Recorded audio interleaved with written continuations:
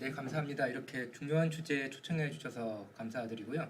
특별히 이제 그 공동체라고 할 때 다들 기대하시는 것 중에 하나가 이제 교회가 아닐까라고 생각을 하는데, 교회 현장에 계시고 이제 목회하시는 분들이 사실 이 주제를 더 잘 다루시고 또 더 통찰력 있는 그런 또 시각들도 주실 수 있을 것 같은데, 어쩌다 보니까 이제 또 제가 이렇게 강의를 하게 되었습니다. 조직 신학 관점에서 바라본 공동체라고 이렇게 되어 있는데요. 사실 지난번에 제가 작년에 강의할 때도 마지막에 교회론을 잠깐 다루긴 했는데, 그때 제가 다뤘던 게 좀 불충분하다고 생각하셨는지 또 이제 공동체 관계에 대해서도 이렇게 초청해 주셔가지고 제가 조금 조직 신학 관점에서 공동체, 특히 이제 교회를 어떻게 바라볼 것인가에 대해서 제가 생각했던 것들 좀 나눠보도록 하겠습니다. 근데 조금 전에 학생 중에 한 분이 이렇게 지적하셨는데, 사실 조직 신학 관점에서 바라본 공동체라는 것보다 더 좋은 제목은 공동체 관점에서 바라본 조직 신학이란 것이 더 좋은 주제이기도 하고, 오늘날 실제적으로 많은 조직 신학자들이 이전과는 다르게 공동체적 관점에서 조직 신학의 이제 모든 교리들을 새롭게 해석하고 있는 그런 움직임도 있습니다. 그렇기 때문에 조금 더 이제 이 강의 이후에도 관심을 확장시키셔서 공동체 관점에서 어떻게 조직 신학을 이해할 것인가에 대해서도 조금 더 고민해 보시고 또 나름대로 이제 여러 가지 독서라든지 여러 가지 또 강의를 통해서 또 부족한 면을 채워가시길 바랍니다. 네, 우선 이제 교회라고 얘기할 때 여러 가지 이제 저희가 어려움을 경험하게 되는데요. 특히 이제 공동체라고 할 때 이제 공동체가 어떤 것인지 사람들이 또 다 생각이 다르기도 하고, 또 교회라고 할 때 이 교회란 무엇인가에 대해서도 사람들 생각이 다르고, 또 교회에 대한 각자의 경험치가 또 다른 것도 있습니다. 그렇기 때문에 이 공동체로서의 교회라고 할 때 이 주제에 대해서 각자의 입장에 따라서 각자의 경험에 따라서 여러 다양한 또 견해를 보이는 것도 있는데요.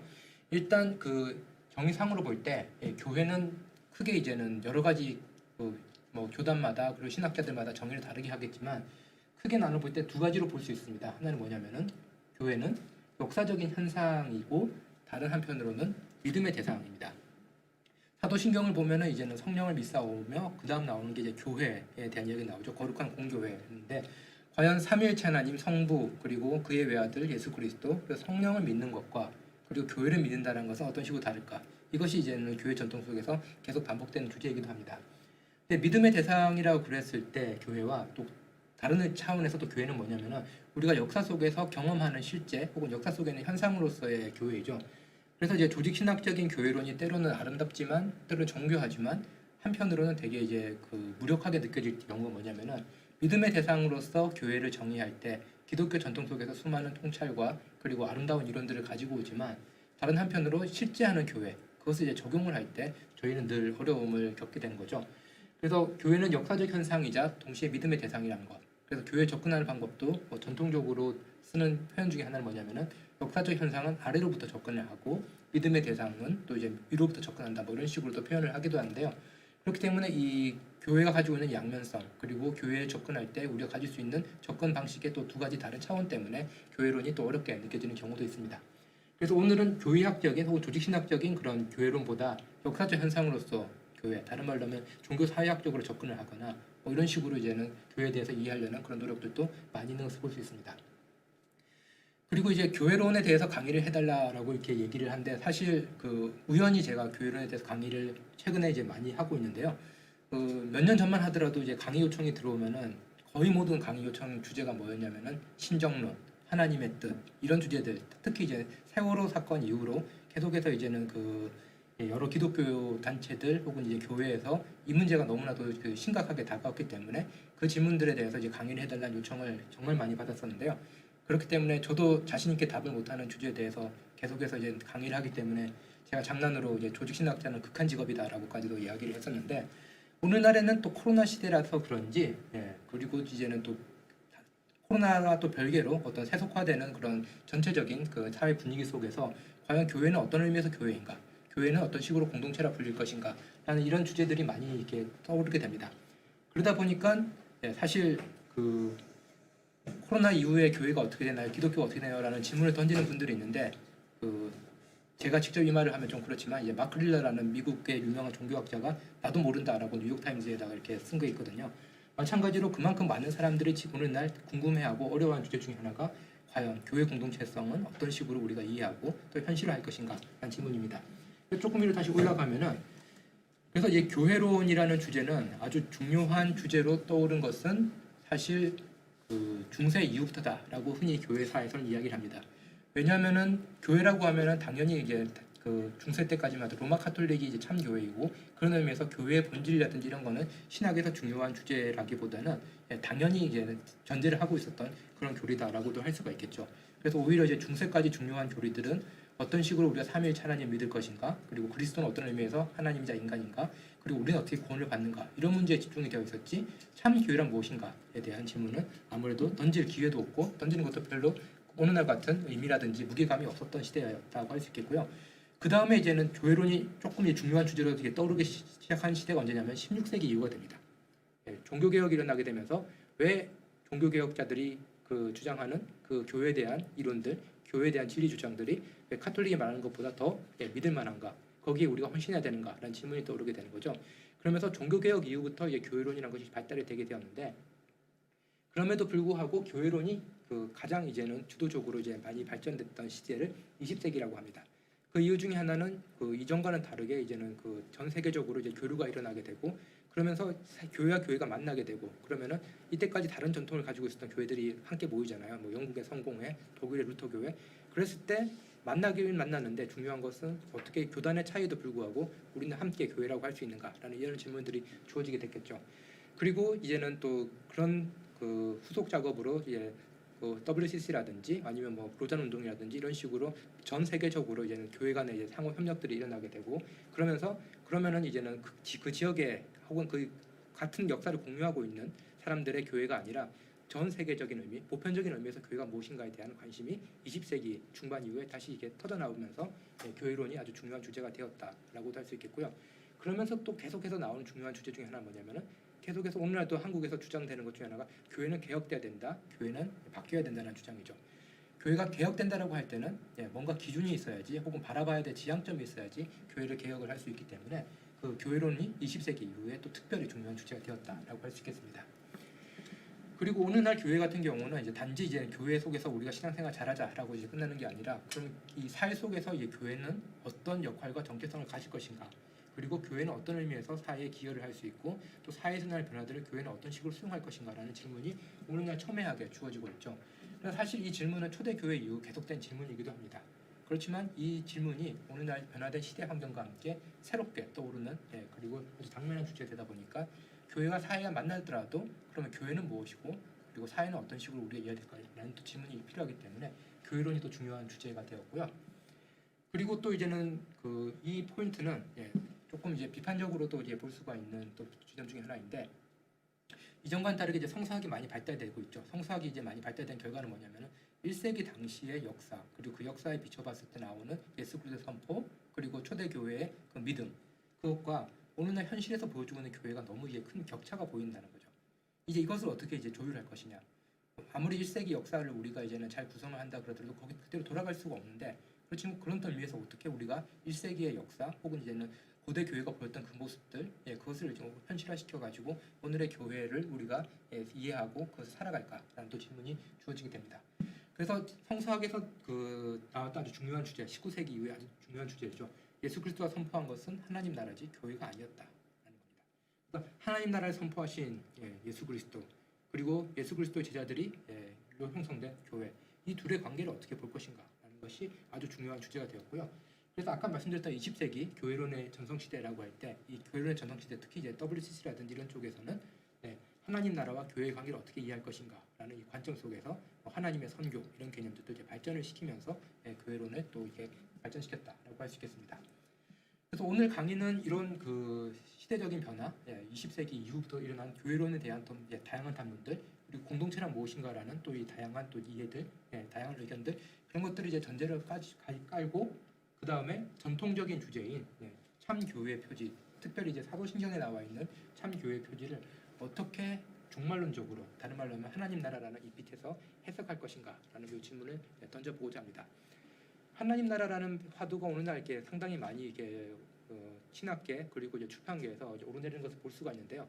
하나님 나라는 것은 상당히 중요한 개념이지만 저는 개인적으로 이제 하나님 나라가 이제 신학 전체를 아우를 수 있는 그런 다른 말로 하면은 모든 것을 꿰뚫을 수 있는 그런 관점일까라고 할 때 저는 약간 그 물음표를 던집니다.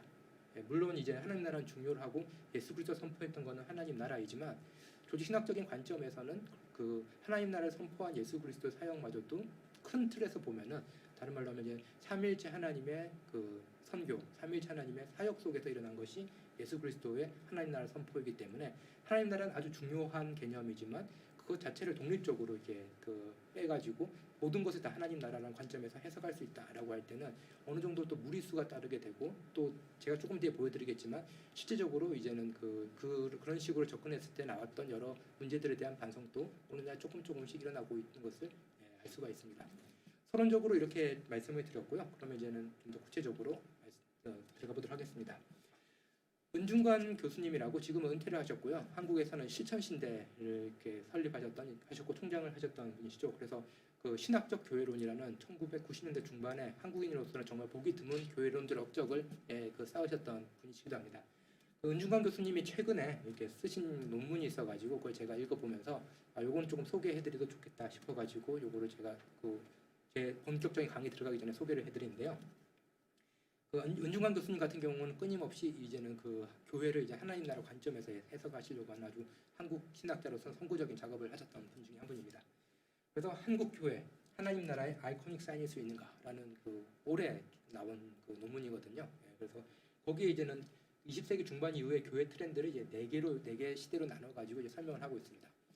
흥미로운 건 뭐냐면 첫 번째 두 개는 그 미국 교회가 먼저 갔고 한국 교회가 조금 따라가는 형태였다면은 세 번째, 네 번째로 넘어오면은 거의 동시다발적으로 미국 교회와 한국 교회와 그 외에 많은 세계의 그 교회들이 경험하고 있는 현상이다라고 할 수 있겠습니다.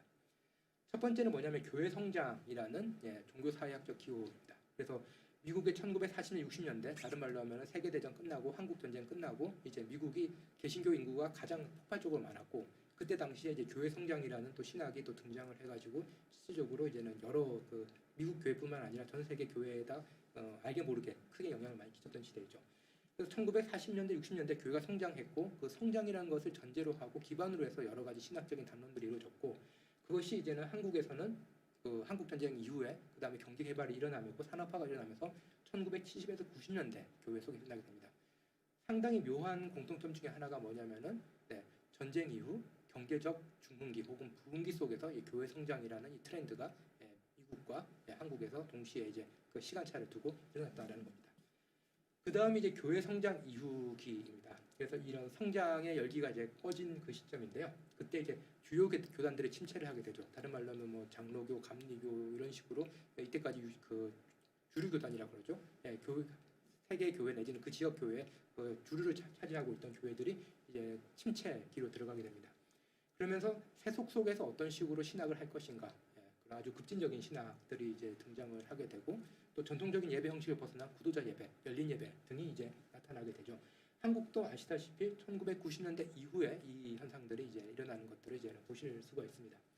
3번이 상당히 흥미로운 현상이자 오늘날 우리가 많이 이제 경험하는 건데 뭐 스위치라고 합니다. 한국에서 많이 쓰였던 표현 중에 하나는 이제 수평 이동 뭐 이런 식의 표현도 이제 많이 쓰였기도 했죠. 그건 뭐냐면은 교회가 정체된 상황 혹은 이제는 이게 감소하는 상황에서 대형 교회는 더 증가를 하게 됩니다. 일부 대형 교회는 그리고 소형 교회는 계속 소형화가 되게 되는 거죠. 이건 그 교회가 정체된 상황에서 스위치해야 된다는 거죠. 이 교회에 있는 분이 저 교회로 옮겨가는데 그 대부분의 흐름은 그 중형 정도 혹은 중소형 교회에서 대형 교회로 이렇게 흘러가게 되고 대형 교회는 그 다른 말로 하면 산업화되고 중산층만 된 사람들에 맞는 서비스를 제공함으로써 이게 그 교회의 크기라든지 전체적인 재정이라든지 이런 부분이 확대되는 현상을 이 스위치 현상. 한국에서는 뭐 말씀드렸듯이 수평 이동 뭐 이런 식으로도 표현했죠. 이제 그 단계까지 넘어갔을 때 나오는 게 뭐냐면은 spiritual, but not religious. 영적인 건 추구하는데 종교적인 것은 이제 싫어하는, 종교적인 것은 이제는 거부하는 입장입니다. 다른 말로 하면은 일단 제도로서의 기독교라든지 이런 데는 관심은 없지만 또 영적인 것에 대해서는 좀 관심을 가지고 있는 그런 모습이죠. 그래서 기성교회와 종교를 거부하면서 영적 삶을 추구하는 그런 현상들이 많이 일어나게 되고요. 이런 형태들도 이제는 미국뿐만 아니라 한국에서 오늘날 이제 많이 경험을 하고 있고 흥미로운 건 뭐냐면은 이게 그 미국 교회를 이렇게 따라가는 형태의 한국 교회가 은중관 교수님의 분석에 따르면은 어느 순간에 그 현상을 지금 같이 경험을 하고 있다라고 할 수 있겠습니다. 그런 의미에서 이전까지는 저희가 이제는 그 해외에서 신학들을 이렇게 수입을 해오는 그런 그 추세였다면 오늘날은 이제 같은 고민에 있고 다른 말로 하면은 굳이 이제는 미국이라든지 다른 나라의 그 신학적인 해결책이 우리의 길을 예비한다기보다는 우리가 우리의 또 나름대로의 그 고민을 가지고 우리 나름대로의 해결책을 찾아가야 되는 시기에 우리가 오늘날에 왔다 도달했다라고 해도 과언이 아닐 것 같습니다. 그래서 영적이지만 종교는 싫다라는 이 표현, 이게 저는 상당히 흥미로운 표현이라고 생각하는데 이게 어떤 식으로 나타날까에 대해서 저는 나름대로 이제 조사를 했을 때 오늘날 가장 잘 알려진 모습 중에 하나는 바로 이 도덕주의 심리요법적 이신론이라는 표현입니다. 모랄리스틱, 도덕적이고 심리요법적, 세라퓨틱한 이신론, 디즘의 약자라서 MTD라고 이렇게 흔히들 얘기를 하는데요. 이신론은 잘 아시다시피 이제 계몽주의 시대 때 나타난 신론이죠. 하나님이 세상을 창조를 하셨는데 그 다음에 하나님께서는 인간에게는 도덕률 그리고 자연에게는 이제 자연 법칙을 준 이후에 그 법칙에 따라서 도덕의 법칙과 자연의 법칙에 따라서 돌아가게 내버려 두신 단순하게 말하면은 이 신론이 이런 신앙이라고 했을 때 오늘날 젊은이들에게 많이 퍼져 있는 신앙의 형태는 바로 이 신론의 형태와 유사한 도덕주의적이고 심리요법적인 그런 신에 대한 이해가 널리 퍼져 있다라는 게 2005년도에 크리스천 스미스와 그 공동 연구로 나왔던 결과물 중에 하나입니다. 그래서 많이 이렇게 그 회람되고 많은 사람들이 인용하고 있는 연구 결과인데요. 물론 이제 많은 비판도 있습니다. 이게 이신론이라는 표현이 적합하냐, 아니면 뭐 표본이 적답하냐, 뭐 여러 가지 질문들은 있는데 2005년도 연구잖아요. 그러면은 다른 말로 하면은 이때 연구 대상이 10대와 20대가 되는데 15년이 지났으니까 20대 중반에서 40대 정도까지 밀레니얼 세대 정도가 이 그 연구의 대상이라고 할 수 있겠죠. 다른 말로 하면은 이제는 그 한국적 상황에 맞추면은 이제 교회에서 이제 집사 들어가야 될 텐데 집사 들어갈 때는 분이 이런 신앙을 많이 갖고 있다라고 할 수가 있겠습니다. 그래서 미국의 10대에서 20대의 영적인 상황을 5가지 그 핵심어로 키워드로 요약을 했어요. 그때 당시에 이 신론자들도 계몽주의 있을 때 자기들 신앙을 5가지 키워드로 요약하고 그런 걸 많이 했기 때문에 그런 식으로 5가지로 요약을 했는데요. 첫 번째, 세상을 창조하고 질서 세우고 인간 삶을 바라보는 신은 존재한다. 신 자체를 부정하는 건 아닙니다. 신은 존재를 하는데 세상 창조하고 질서 세우고 인간 삶을 이제 계속해서 관찰하고 바라보고 있다는 거죠. 이건 전통적인 이신론과 크게 다르지는 않습니다. 근데 두 번째, 성경이나 다른 종교에서 가르치듯 신은 사람들이 서로에게 선하고 친절하고 공정하게 바란다. 상당히 도덕주의적이죠. 신이 인간에게 원하는 건 예배라기보다는 착한 사람 되는 것, 사회 속에서 무난하고 또 이제 선한 사람이 되는 것을 이제 신이 원한다. 물론 전통적으로 하나님이 원하는 것은 다른 사람에게 사랑을 베풀 수 있는 사람이 존재되는 걸 바라지만 이게 그 아주 중요한 키워드로 이제 오르게 됩니다. 그리고 세 번째, 삶의 중심 목표는 행복하고 자신에 대해 좋게 느끼는 것이다. 뭐 이제는 저희가 잘 아는 뭐 그 여러 신앙 고백들 이렇게 보시면은 인생의 제일 되는 목적은 하나님을 영화롭게 하고 하나님을 기쁘게, 하나님을 즐기는 것이다 이런 건데 그것이 아니라 삶의 중심 목표는 행복입니다. 물론 하나님은 인간이 행복하길 바란다라는 것도 이제는 신학에서 중요한 주제이지만 그것이 이제는 그 하나님을 영화롭게 하고 뭐 이런 표현들 없이 그냥 삶의 중심 목표는 행복이라는 키워드가 된 거죠. 그렇기 때문에 이제 그 미국인들이라든지 뭐 그런 분들이랑 얘기해 보면은 이거 할래 안 할래 그렇게 하면 하기 싫다라고 왜 안 할래라고 하면은 뭐 딴 이유 안 되고 그냥 그거 하면 내가 행복하지 않을 것 같아. 그러니까 다른 말로 하면 행복이란 게 내가 어떤 행동을 하는데 아주 중요한 조건으로 이제 작용을 하는 경우들을 언어 생활에서 볼 수가 있죠. 그래서 자신에 대해 좋게 느끼는 것, feel good이죠. 자신이 좋게 느끼는 것이 중요합니다. 자신 실제로 어떤 의미에서 그 객관적인 의미에서 좋다가 아니라 이렇게 느끼는 게 좋다라는 거죠. 그러면은 종교도 마찬가지로 내가 좋게 느끼고 내가 행복하게 해주는 것이 이제는 종교의 또 중요한 판단 기준이 되겠죠. 그 다음에 신은 삶에 특별히 개입할 필요가 없다. 이게 또 중요한 문제인데 그 계몽주의 시대 때 이신론자들 같은 경우는 이제 상당히 이성 중심적이고 그리고 그 사회에서는 상당히 또 강한 그 사회 개혁주의자들이기 때문에 여기서 딱 끝나는데 여기서 근데 그 10대 20대 미국의 10대 20대는 여기 한마디 더 붙죠. 내가 필요할 땐 그래서 도와주면 좋겠다는 겁니다. 삶에 특별히 개입할 필요가 없는데 내가 문제를 해결해야 될 때는 있으면 좋겠다라는 거고요. 그리고 선한 사람들은 죽으면 천국에 간다라는 겁니다. 그럼 악한 사람은 그건 별로 중요하지 않습니다. 선한 것에 대한 보상은 있으면 좋겠다라는 겁니다. 이것이 어떤 면에서는 그 어느 날 이제 많은 사람들 특히 이제는 종교가 어느 날 이제 사람들이 관심사에서 벗어나고 그러면서 영적인 것에 대해서는 사람들이 적극적이지 않지만 어느 정도의 호감을 가지고 있는 사회의 분위기를 잘 묘사를 해주는 것 같아가지고 이런 그 연구 결과를 소개를 해드렸고요. 그럼 저희가 다음 질문은 뭐냐면은 이런 그 심리 상태 혹은 이제는 영적인 종교에 대해서 이런 식으로 생각하는 사람들을 가지고 우리가 과연 공동체를 어떤 식으로 형성하고 공동체가 어떤 의미에서 이분들에게 또 하나님의 나라라든지 이런 또 어떻게 보면 좀 무겁고 또 힘든 또 그런 도전들이잖아요. 그런 것들을 할 수 있을까라는 질문들이 던져진다라고도 할 수 있겠습니다. 사실 제가 장난같이 늘 하는 얘기지만 이제는 뭐 그 피라미드 고대 이집트를 가더라도 요즘 젊은 것들 보니까 세상에 종말이 곧 오겠다라는 말이 있듯이 초대교회 이후로 오늘날 교회 꼴 보니까 교회 곧 망하겠다라고 이렇게 그 말은 늘 있거든요. 그렇기 때문에 교회는 역사 속에서 여러 가지 문제를 산적하고 있는데 그러면은 그 문제들을 어떤 식으로 이제 해결할 것인가, 꼭 문제를 해결하는 게 또 우리들의 중요한 목표인가, 이런 또 여러 가지 질문도 가능할 것 같습니다. 그래서 제가 강의를 부탁을 받고 이거 어떤 식으로 접근을 할까, 단지 이렇게 소개해드리지만 제가 소개해드린 이론에 또 관계된 결부된 또 여러 가지 또 디테일한 세부적인 문제들도 있거든요. 그래가지고 요즘에 잘 보는 것 중 하나가 밤에 보면 이제는 강형욱이라든지 이렇게 개 훈련하시는 분들 이야기, 강아지 훈련시키는 분들 많이 나오잖아요. 그래서 지금 보시는 이 강아지는 저희 집에서 기르는 강아지인데 보시면 상당히 이제 성격 있게 또 고집 있게 생겼죠. 그래서 너무 이제 처음에 데려왔을 때 이제 문제가 많은 거예요. 이제 말도 잘 안 듣고 그리고 계속해서 입질하고 그래서 이거 어떻게 해야 되나 이제 문제를 하나하나를 이제 풀려고 하니까 끝이 없는 거예요. 그래서 입질 문제는 어떻게 풀어야 되고 말 안 듣는 거 어떻게 해야 되고 고집 피우는 거 어떻게 해야 되고 하나하나 하는데 이제 푸는 방법들을 이제 유튜브를 가지고 공부를 해서 거기 적용해보고 하는데 잘 안 되더라고요. 그런데 어떤 훈련사께서 이 말씀을 하시더라고요. 그건 아직 어려서 그렇고 조금 커가지고 산책을 다니기 시작을 하면은 여러 가지 문제가 한꺼번에 다 이제 해결이 된다라는 겁니다. 그래서 이제는 문제들이 여러 가지가 있을 때 그 문제들 하나 이렇게 접근하는 방식도 있을 수가 있고, 그렇지만 문제의 근본 원인은 아니지만 그 문제를 여러 가지로 풀어줄 수 있는 아주 중요한 또 어떤 접근법 내지는 또 이제 그 문제를 해결할 수 있는 어떤 능력의 함량 이런 것도 있거든요.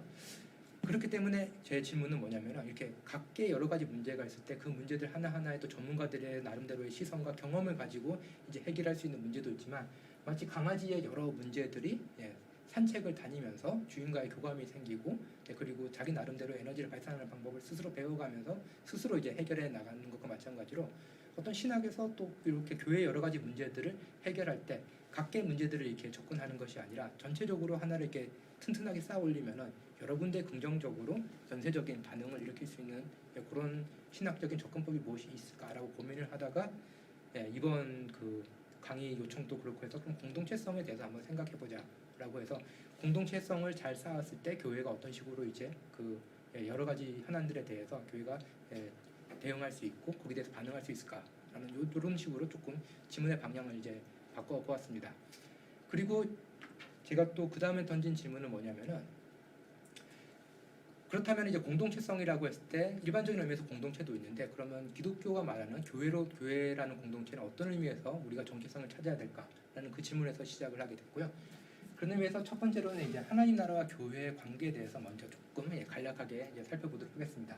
그래서 첫 번째 시간에서는 여기까지 제가 살펴볼 예정이고요.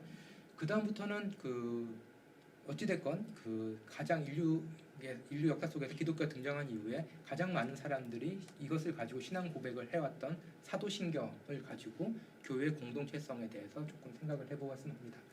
그래서 교회 공동체성에서 시작을 할 때 보통 거룩한 공교회, 성도의 교제 이 두 가지를 가지고 얘기를 많이 하는데 그게 아니라 처음에 나온 건 성령을 믿사오며 그 다음에 거룩한 공교회가 나오기 때문에 성령론부터 이제는 시작을 간략하게 하도록 하고요.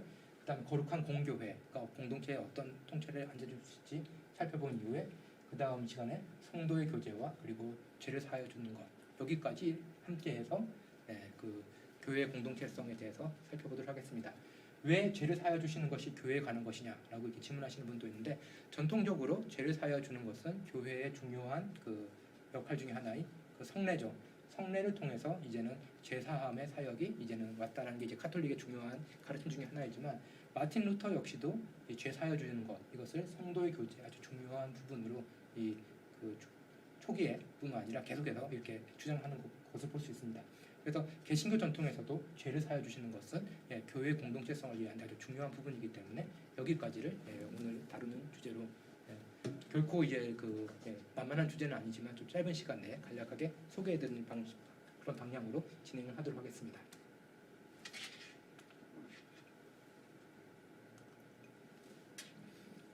먼저 이제 하나님 나라와 교회에 대해서 말씀을 드리도록 하겠습니다. 잘 아시다시피 초기 기독교는 종말론적인 종교였습니다. 다른 말로 하면은 예수 그리스도께서 묵시문학적인 예수 그리스도께서 선포하신 내용이 단지 이제 종말론적인 게 아니라 예수 그리스도께서 태어나신 그 세계 자체가 묵시문학에 의한 어떤 종말론적인 분위기로 가득 찬 세상 속에서 예수 그리스도가 태어나셨고, 그리고 예수 그리스도께서 선포하셨던 하나님 나라라는 이 중요한 주제도 역시 아주 강한 종말론적인 주제를 갖고 있고, 그리고 바울이 계속해서 말하는 예수 그리스도는 부활의 첫 열매 이런 것들도, 그리고 새로운 시대 이런 주장 이런 개념들도 상당히 종말론적인 그런 개념들입니다. 그래서 초기 기독교는 종말론적인 종교였는데 동의하시는 분도 있고 동의하지 않는 분도 있지만 일반적인 그런 역사 해석 방식에 따르면은 기독교가 공인화되면서 로마의 다른 말로 하면 제국의 종교가 되면서 종말론적인 성격이 이제 약화가 되게 됩니다. 그 말은 뭐냐면은 종말론은 현재 세계에서는 그 인간들의 힘으로는 적당히 해서는 어떤 지금 있는 문제들이 해결이 되진 않죠. 그렇기 때문에 종말론은 뭐냐면은 이 현실 속에서 계속 연장이 되고 개혁을 한다 그러더라도 그것은 악의 연장일 뿐이고 아주 강한 신적인 개입이 있어서 그 역사를 중간에 끊어내고 새로운 시작을 해야 된다는 거죠. 새로운 시대가 와야 된다는 거죠. 종말론이 그 역사가 이런 식으로 이제 역사의 불연속성 그리고 그 신의 강력한 개입을 통한 역사의 심판 이런 것들을 강조를 하면은 문제는 뭐냐면은 제국의 종교로 기독교가 됐을 때 문제가 그러면은 이 제국 역시도 하나님께서 신적 개입을 하셔가지고 박살낼 것이다. 그 요한계시록에 나왔던 그런 강한 어투를 가지고 이야기를 할 수 있냐? 그렇지는 않다라는 거죠. 그래서 3에서 4세기 이제 넘어가는 과정 속에서 이제는 기독교가 이제 제국의 종교가 되면서 이 세계는 망할 것이야라는 종말론적인 메시지는 서서히 약화가 됐다라고 하는 것이 일반적인 입장입니다. 물론 이제 거기에 대해서 다른 해석을 하시는 분들도 계십니다. 근데 이제 여기서 이제는 하나님 나라와 교회 제국의 이해를 하는 방식에 이제 차이가 나타나게 됩니다. 초기 교부들 특히 테르툴리아누스라는 이런 사람들을 보면은 거의 이제 제국과 이제는 담을 쌓았죠. 마치 요한계시록 13장을 보면은 거의 이제는 나오는 바다 짐승과 같은 의미로 제국은 하나님 나라에 대항하는 세력으로 초기에는 이해가 되게 됩니다. 근데 그 이후에 이제 교회 사가들이 유세비우스라는 중에 넘어가게 되면은 이 제국이 기독교를 공인하고 그리고 이제 교회를 이제 보호해준 역할을 하게 되는 거죠. 그렇게 됐을 때는 하나님 나라와 제국의 관계가 어떤 식으로 이해가 될까요? 하나님 나라와 제국을 동일시하려는 로마의 기독교 공인 이후에는 하나님 나라가 제국인 것처럼 그런 식으로 잘못 이해되는 그런 입장이 있게 됩니다. 그래서 한편으로는 하나님 나라와 교회를 하나님 나라와 그리고 이제 제국을 정반대로 하면서 교회도 여기 따라서 적대적인 입장을 취하는 그런 하나의 유형이 초대교회에 있다면은 다른 한 유형은 뭐냐면은 하나님 나라와 제국을 너무 가까이 보면서 그리고 교회는 이 하나님 나라의 선포를 하지만 또 제국의 이익에 봉사하는 그런 형태로 또 다른 유형이 있다고 할 수가 있겠죠. 그런 상황에서 이제는 하나님 나라와 교회 제국을 어떤 식으로 이해할까에 대해서 가장 큰 통찰을 안겨준 사람은 바로 히포의 주교였던 아구스티누스입니다.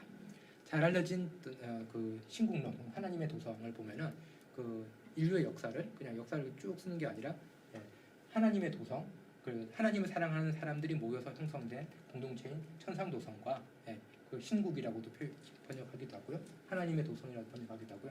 그게 아니라 자기를 사랑하는 사람들이 욕망으로 가득 찬 사람들이 모여서 형성된 지상도성으로 형성돼서 이 두 개가 긴장과 갈등을 일으키면서 역사가 흘러간다라고 보면서 아주 탁월한 역사 해석을 해내게 되죠. 근데 흥미롭죠. 뭐냐면 천상도성은 하나님에 대한 사랑이면 지상도성 같은 경우는 예를 들어 가지고 악에 대한 사랑이라든지 재물에 대한 사랑 그게 아니라 하나님의 사랑의 반대 표현으로 아모르스이 자기 자신에 대한 사랑이라고 표현하게 됩니다. 그래서 자기 자신에 대한 사랑을 한 사람들이 지상도성을 만들게 되는데 천상도성의 시민들은 그 천상에 속해 있죠. 그래서 그 성인들과 과거의 성인들과 그리고 천군 천사와 함께 이루는 것이 이제 천상도성이 되는 거죠. 그래서 천상도성은 그런 의미에서 지상에는 자기들의 도성을 쌓지 않는다라는 게 이제는 아구스티누스의 중요한 입장입니다. 지상도성의 시초는 누구냐? 가인이거든요. 네, 근데 가인은 죽을 것 같으니까 이제 가인의 후예로부터 보면 이제 창세기에 보면은 문명이 시작되고 성을 쌓고 자기를 이제 보호를 하잖아요. 천상도성은 가인의 죽은 아벨로부터 이제 시작이 되는데 아벨은 성을 쌓지는 않죠. 유목민이죠. 그런 의미에서 천상도성의 시민은 지상에서는 성을 쌓지 않고 오직 그 하늘에 있는 그 천상도성에 대한 갈망을 가지고 살아가는 사람들이라고 할 수 있습니다. 그래서 아래서는 나그네, 지상 속에서 살아가지만 지상 속에서는 어느 곳도 자기의 고향이라고 생각하지 않는 나그네로 살아가고 위로 보러 가서 다른 말로 하면 천상도성에 대한 갈망을 가지고 살아간 사람들이다라고 이야기를 하게 됩니다. 여기서 이제는 그 세 가지가 이 그 새로운 관계가 정립이 되는 거죠. 뭐냐면은 이 역사라는 것이 있고 역사 속에는 그 그리스도인들이 신자들이 지상도성의 시민들과 함께 살아가고 지상도성의 법률이라든지 문화적인 혜택을 같이 비판적으로 향유하면서 살아가게 되는 거죠.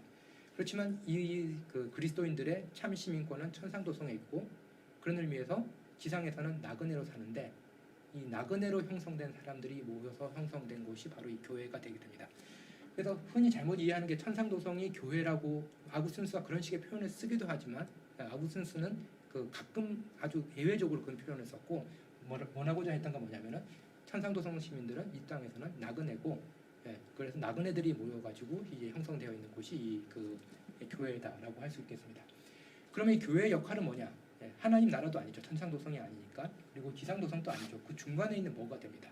중간에 있는 건 뭐냐면은 교회라는 거는 지상도성에 있는 사람들로 형성되어 있는 차원에서 우리의 역사의 발을 이제 딛고 있지만 갈망은 우리의 욕망은 천상도성을 향해 있는 거죠.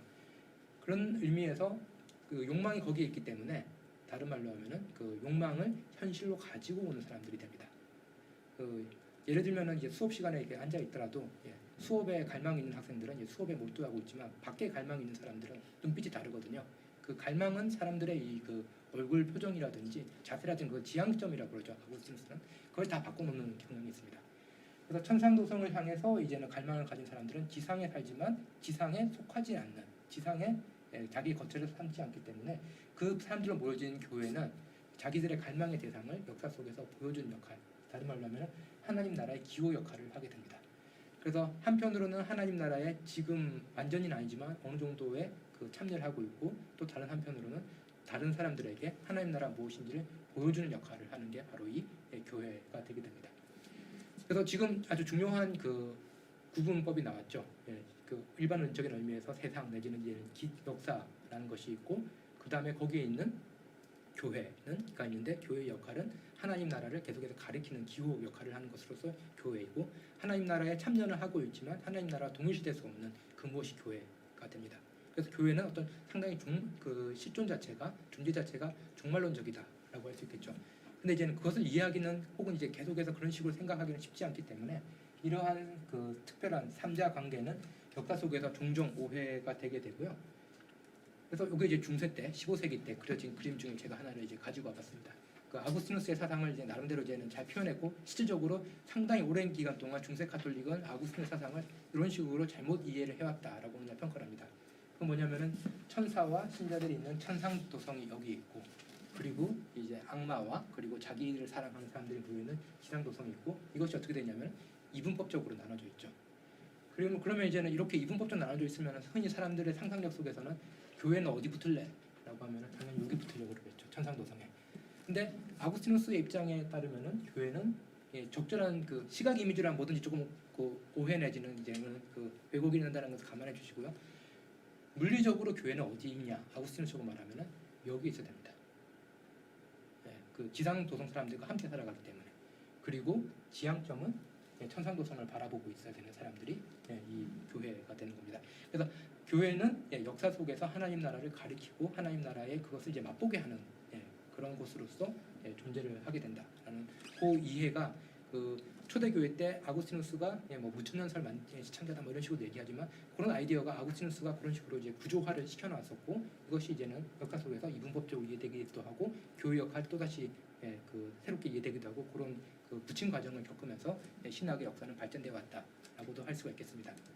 근데 흥미로운 거는 여기 보시면은 악마가 뭐 재밌는 무기를 들고 있죠. 총입니다, 총. 그래서 그 역사적으로 그 이 그림이 그려졌다라는 시기가 비슷하긴 한데 이 그림의 후에 누가 각색했나 안 했나 제가 잘 모르겠는데 아무튼 이게 그 15세기에 유럽에서 총이 이제 발명이 되었으니까요. 악마가 총을 들고 있더라고요. 그래서 이제 조금 이제 그 신학적으로 정리를 하도록 하겠습니다. 하나님 나라와 교회, 사회 요 관계를 이제 우리가 어떤 식으로 이해를 할 것인가 아주 교회론에서 상당히 중요한 주제이죠. 다른 말로 하면 교회론이라는 게 단지 교회가 무엇이고 교회 안에서 무슨 일을 하고 있고 교회 직제는 어떻게 구성되어 있고 그것을 다루는 것이 오늘날의 전통적인 교회론인 것처럼 많이 이해하게 되지만 실질적으로 교회는 교회가 속해 있는 더 넓은 배경 그것들과 함께 이해가 되어야 됩니다.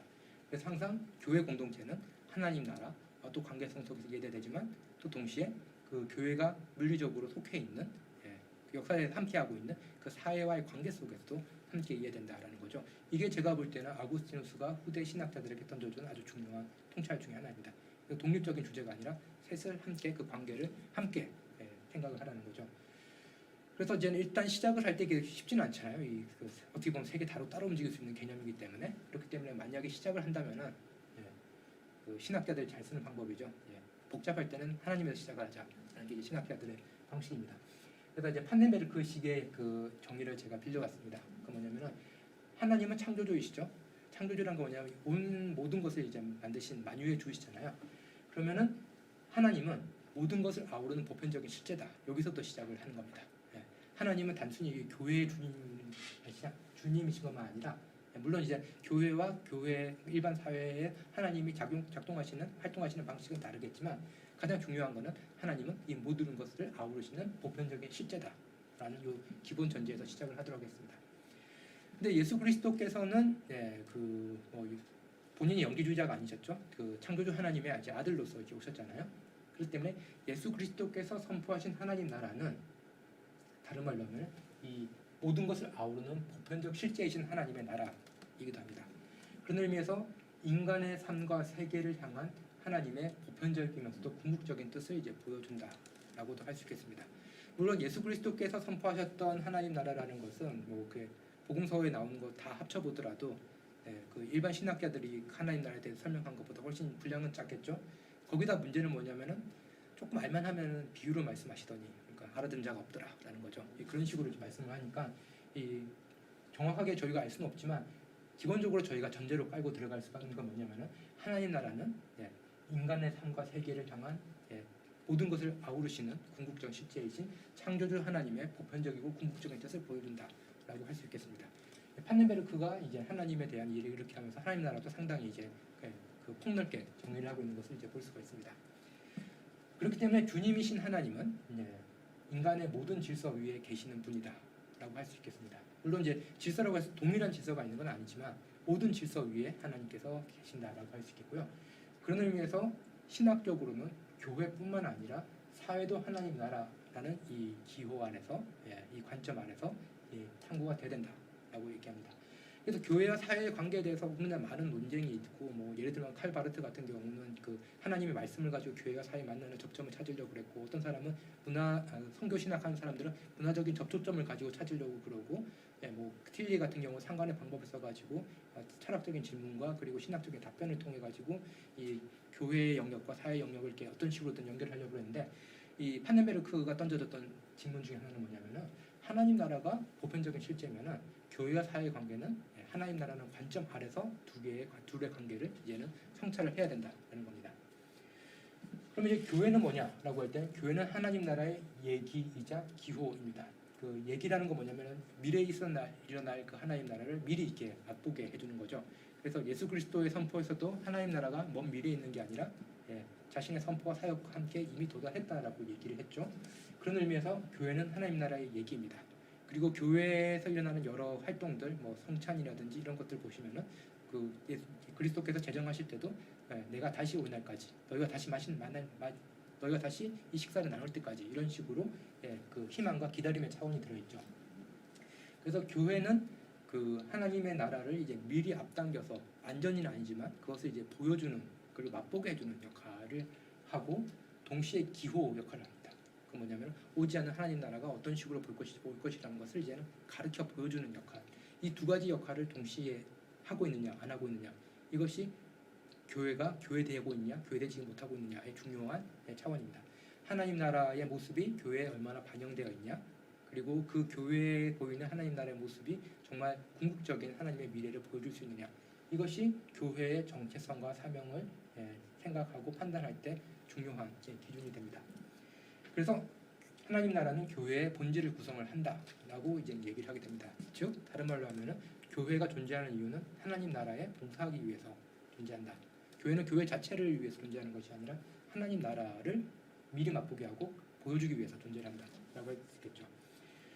그러면은 사회는 어떤 식으로 보냐라고 했을 때, 그 판네베르크뿐만 아니라 이제 많은 신학자들 내용을 조금 단순화시켜서 하면은, 하나님 나라에서 사회를 이제 바로 이해를 하는 그런 모델도 있었습니다. 특히 19세기에 있었긴 하는데, 그게 아니라 하나님 나라와 교회의 관계를 통해서 우리는 교회와 사회의 관계를 봐야 된다는 거죠. 이게 상당히 중요한 부분입니다. 교회와 사회는 상당히 우리가 이제는 우리 몸으로는 교회도 속하고 사회도 속할 수 있지만, 실질적으로 그 본질이라든지 구성 원리라든지 질서라든지 상당히 이질적이거든요. 이질적인 것이 만날 때 항상 필요한 게 매개가 필요하잖아요. 그 매개가 뭐냐라고 했을 때 바로 이 하나님 나라입니다. 그래서 교회는 사회에 어떤 식으로 관계를 맺어야 되냐, 교회는 사회에 어떻게 참여해야 되냐라고 할 때 중요한 거는, 교회는 하나님 나라를 어떤 식으로 얘기하고 기호로 보여주고 있느냐를 가지고 사회와의 관계를 이제는 우리가 들어가야 된다, 탐구해야 된다라고 할 수가 있겠습니다. 여기까지 조금 원론적인 이야기고, 그럼 실제로 어떤 식으로 이제 이루어지느냐에 대해서 이제 보도록 하겠습니다. 하나님 나라를 이제는 가리키는 역할로서의 교회, 이거는 아구스티누스 때부터 계속 나왔었잖아요. 그리고 아구스티누스 같은 이제 중세를 초반에 중세의 문을 여는 신학자들 같은 경우는 어떤 식으로 그러면은 그 하나님 나라 천상도성에 참여하냐라고 할 때 제일 중요한 것 중에 하나는 성찬이죠. 성찬을 통해서 하나님 나라에 미리 이제 맛보게 되고 그렇게 되는데, 이제 그걸 떠나서 그런 그 좀 구체적인 내용을 떠나서 일반적인 내용으로 말씀드리겠습니다. 교회는 하나님 나라의 기호다라고 얘기할 때 그건 뭐냐면은, 다른 정치 시스템에는 없는 정의와 평화가 충만한 하나님의 미래를 가리키는 역할을 하게 됩니다. 즉 교회가 그 정치적인 요소를 가질 수밖에 없는 건 뭐냐면, 하나님의 나라라고 할 때 그 표현 자체가 정치적인 단어이거든요. 그 하나님의 통치. 그런 의미에서 그 통치라고 할 때 중요한 건 뭐냐면, 통치자의 역할 중에 제일 중요한 거는 정의와 평화를 지키는 거죠.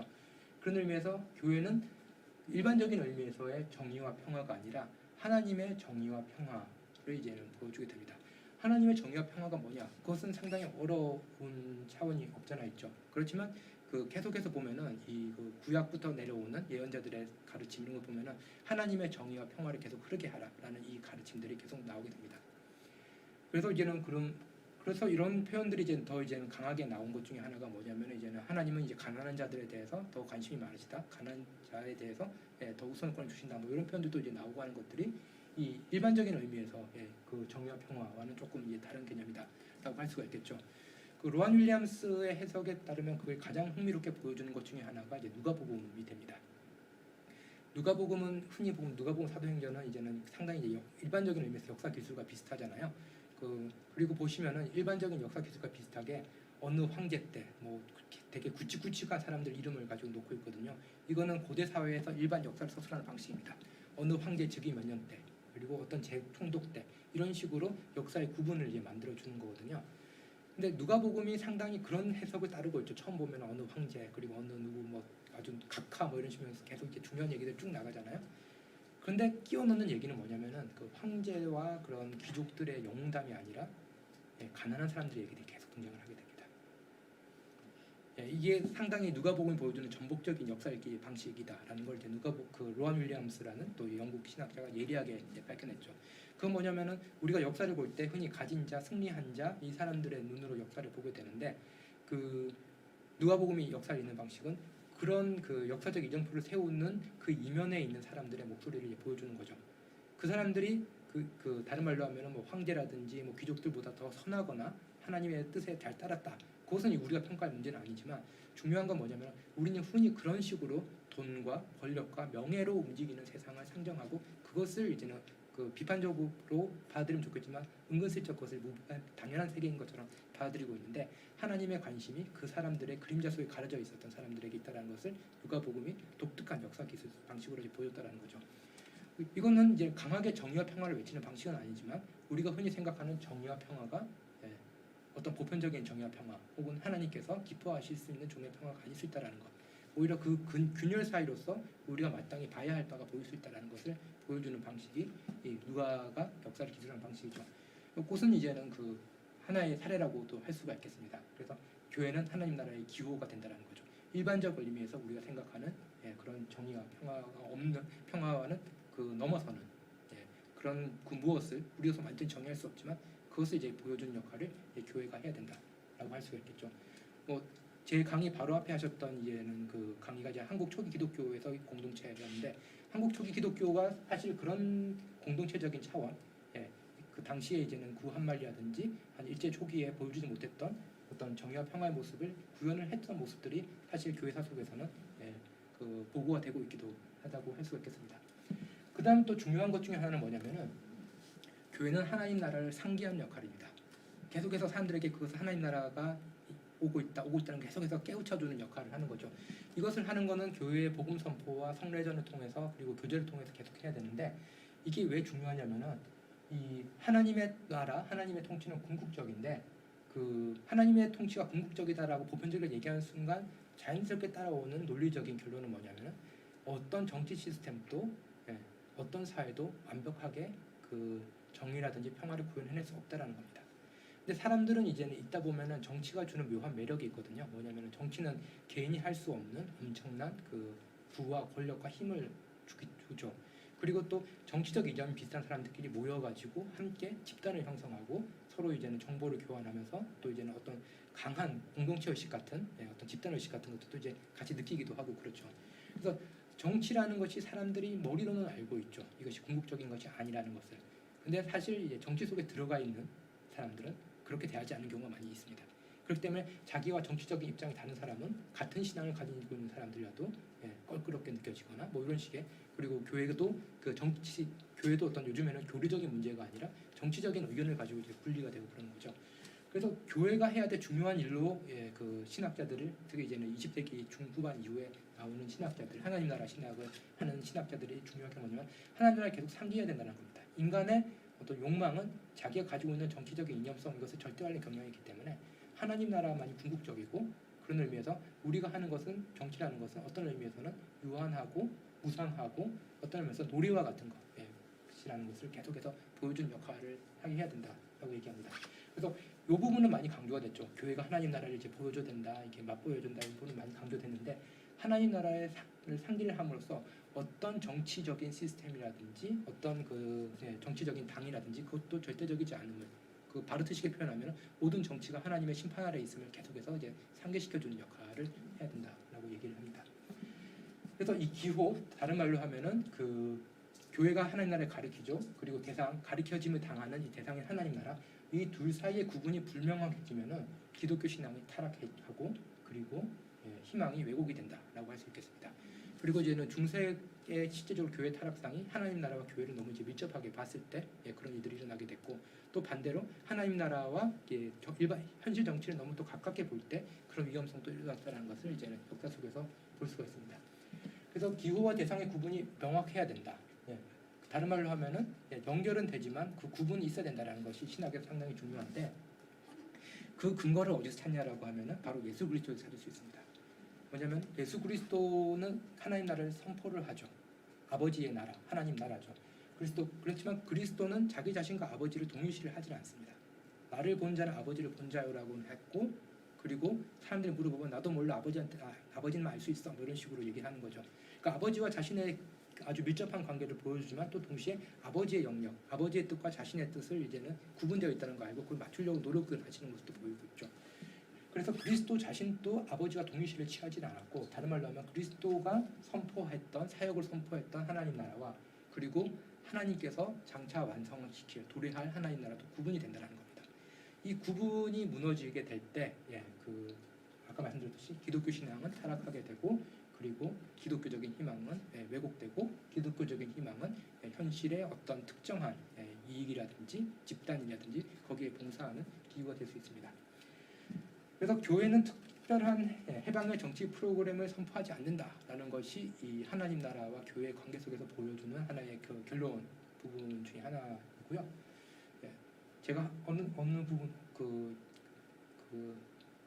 상당히 교회 개혁 좋아하고 막 열심히 일하시는 분들인데, 저는 게을러 가지고 그렇게 열심히 살지 못하기 때문에 늘 존경을 표하고 있는데, 그 존경을 표하기만 하지 제가 거기 가서 강연하고 그럴 용기는 안 나는데, 한번 와서 강의를 해달라고, 그래서 바르트의 정치 신학에 대해서 한번 해달라고 하는데, 바르트가 딱 이 표현을 그대로 쓰거든요. 교회는 하나님 나라에 대해서 상당히 많이 이게 하나님 나라에 비단해서 교회를 봐야 되지만, 교회는 특정한 해방의 정치 프로그램, 구체화된 프로그램을 선포하지 않는다. 하나님 나라를 선포하는 거지 정치 프로그램을 선포하지 않는다라고 했더니, 거기 앉아 계셨던 분들이 엄청 실망하시는 거예요. 한꺼번에. 그러면 안 되는데 막 그러면서. 근데 그 바르트는 정확하게 이 표현을 합니다. 교회는 특정한 해방의 정치 프로그램을 선포하지 않는다. 그건 바르트만의 표현이 아니라 많은 신학자들이 하는 표현이고요. 그 다음이 또 중요합니다. 뭐냐면은, 하지만 성화라는 것이 개인의 영혼에 드러나는 것이 아니라, 성화라는 것은 삶의 전 영역을 포괄하므로, 삶의 전 영역이 포괄되어 있다는 건 뭐냐면은, 그 안에는 도덕적이고 정치적인, 윤리적인 함의도 분명히 포함되어 있습니다. 이 두 가능성을 이제 함께 가지고 가는 게 이제 바로 교회다라고 할 수 있겠습니다. 여기서 아까 보여드렸듯이 교회가 가지고 있는 어떤 그 역사 속에서 오는 어려움이 있습니다. 아까 말씀드렸듯이 교회는 본질적인 차원이 있는 거고, 또 교회에 또 역사적인 현상인 차원이 또 동시에 있죠. 본질이 높기 때문에 역사적인 현상이 틀렸다 혹은 이제 중요하지 않다가 아니라 둘 다 중요하다라고 이제는 그 고백을 해왔고요. 또 교회는 죄인이자 의인의 공동체다라고 또 이제는 그 루터에 의해서 개신교에서 이제 강력한 주장을 해왔죠. 그 말은 뭐냐면, 또 이 하나의 이론으로 또 통합될 수 없는, 단지 우리가 이제 노사를 하고 가리킬 수만 있는, 그렇게 또 이제 우리가 이해하려고 노력할 수만 있는 그 실체로서 교회가 존재를 한다라고 할 수 있겠죠. 그리고 또 다른 하나의 차원이 오늘날 저에게 중요한 게 뭐냐면, 교회는 하나님 나라를 가리키지만 하나님 나라가 아니다라는 차원입니다. 그것은 교회는 특정한 정치 프로그램은 아니지만 또 하나님 나라에 그 걸맞는, 다른 말로 하면은 다른 정치 시스템에 없는 정의와 평화가 충만한 미래를 계속 가리킴으로써 가지는 교회의 어떤 정치적인 차원이 있다라고 할 수가 있겠습니다. 그래서 오늘날 뭐 조금 남용돼서 쓰이는 표현이지만, 이제는 정치 신학, 공공 신학이라고 이런 표현들이 많이 쓰이는데, 그 신학이 전혀 새로운 영역이 아니라 이 하나님 나라를 가지고 고민해왔던 교회가 역사 속에서 늘 가져왔던 신학이 바로 이 정치 신학이라고 할 수 있겠습니다. 근데 마치 정치 신학이 새로운 것이고, 그것을 어떻게 해가지고 특별한 정치 프로그램을 만들 수 있다라고 생각하는 것은 정치 신학자들 중에서 어떤 특별한 입장을 취하시는 분이지, 사실 정치 신학이라는 것은 그 초대교회 이후 계속 내려오는 그런 그 신학의 하나의 흐름이다라고 할 수 있겠습니다. 그런데 이제 문제는, 이렇게 교회와 하나님의 나라라는 것이 이제는 함께 사유되어야 되는데, 아구스티누스의 예를 들었듯이 이것이 이제는 함께 잘 조화되지 않고, 이게 종종 그 관계가 단순화되거나 이제 왜곡돼서 이해되는 경우가 많이 있는데요. 그것은 하나님 나라와 교회의 관계를 계속 강조해온 지난 한 100년 정도, 그 20세기에 사실 19세기부터 시작이 됐는데, 19세기는 조금 다른 방식으로 진행이 됐고요. 그 조금 뒤에 더 설명을 드리도록 하고요. 그 결과 조금 이 특이한 형태로 이제 하나님 나라가 이해되는 경우도 있습니다. 스캇 맥나이트라는 이제 역사적 예술 연구로 유명한 신약학자가 쓴 그 하나님 나라의 비밀, 그 조금 더 이제는 그 원서 제목을 살려서 이제는 번역하면 하나님 나라의 음모, 이게 조금 더 그 원서 제목에 가까운 번역입니다. 근데 이제 도입부에 상당히 흥미로운 표현이 있어요. 하나님 나라 계속 강조를 해왔는데, 그게 이제 미국 기독교, 한국 기독교도 어느 정도 그런 현상이 보이지만 양극화된 모습으로 나타나는 겁니다. 하나님 나라마저도. 그게 뭐냐면은, 이제 어떤 컨퍼런스에 갔는데 자기 친구가 스캇 맥나이트한테 와서 불평을 표하는 거죠. 뭐냐면, 스캇, 도대체 하나님 나라가 뭐야? 지금 컨퍼런스 진행을 돕는 스텝 가운데 스키니진을 입은 친구들이 한창 하나님 나라가 어쩌고 저쩌고 하는데, 나는 그들이 하는 말을 당치 알아먹을 수가 없어. 내게 그것은 그저 사회 정의라는 말로밖에 들리지 않아. 라는 겁니다. 이게 이제는 그 하나님 나라의 하나의 그 일반적인 해석인 거죠. 뭐냐면은, 교회와 그 하나님 나라의 관계를 통해 가지고 그 사회와의 관계를 이해를 해야 된다라고 제가 그런 식으로 이제는 그 아구스티누스부터 내려오는 그 흐름을 말씀드렸는데 하나님 나라의 그것을 이제 바로 사회와 연결하다 보니까 하나님 나라에 대해서 얘기하는 엄청나게 많은 설교들 글들이 오늘날 보시면은 그냥 하나님 나라라는 것을 이제 가로를 치더라도 별 차별성이 없을 수가 있습니다. 그런 의미에서 그냥 사회 정의와는 별 차이 없는 일반적인 의미에서 그런 하나의 흐름이 있다라는 거죠. 그래서 이것을 이제 스키니진 하나님의 나라라고 해서 이제 왼쪽에 이제 시각화를 시켜봤습니다. 근데 이 사람들이 볼 때 그 다른 사람들, 다른 부류의 그 기성세대가 이제는 하나님 나라를 이야기하는 방식이 뭐냐면은 이어서 그는 빈정거리며 다음과 같이 말했다. 도대체 내가 그것에 대해 뭘 하겠어? 저들은 지금 나를 정장바지 아저씨라고 부르고 있는데 이것은 정말로 스키니진데 정장바지 간의 싸움이다 라고 얘기를 합니다. 흥미로운 건 뭐냐면은 어떤 그 스카 맥라이트가 지금 묘사하는 건 뭐냐면은 하나님 나라에 대해서 받아들일 때도 사람들이 자기들이 가지고 있는 문화적 감수성에 따라서 받아들이고 있다는 겁니다.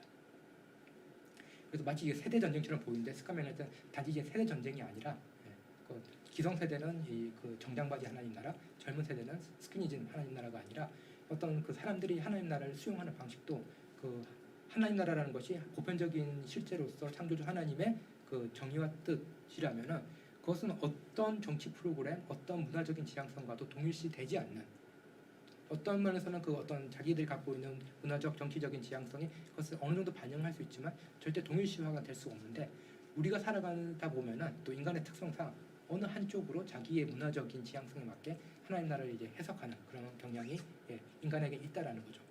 그 하나님 나라와 교회에 대해서 이야기를 할 때 제일 중요한 건 뭐냐면 교회는 하나님 나라를 가리킨 기호인데 아버지와 아들이 다르듯이 교회와 하나님 나라 사이에는 분명한 구분이 있어야 된다. 이 지점이 또한 하나님 나라와 교회의 관계를 이야기할 때 상당히 중요한 지점 중에 하나다라고 할 수 있겠습니다. 지금 여기까지 해서 이제는 전반부 그 하나님 나라와 교회의 관계에 대해서 이제 말씀을 드렸고요. 그래서 이제는 그 다음 중요한 주제는 그러면은 이제는 하나님 나라가 그 이미 아직 이런 표현 많이 쓰잖아요. 예수 그리스도의 선포와 함께 이미 도래했고 아직 완성되지 않았다. 그렇게 하면 다른 말로 하면 이 시대에는 예수 그리스도께서 우리에게 선물로 주신 성령을 통해 가지고 우리가 교회가 존재하고 그 교회를 통해서 우리가 하나님 나라를 맛보고 교회가 하나님 나라를 가리키는 역할을 하기 때문에 그 사도신경에 따라서 성령을 믿사오며부터 해서 다음 시간을 진행하도록 하겠습니다.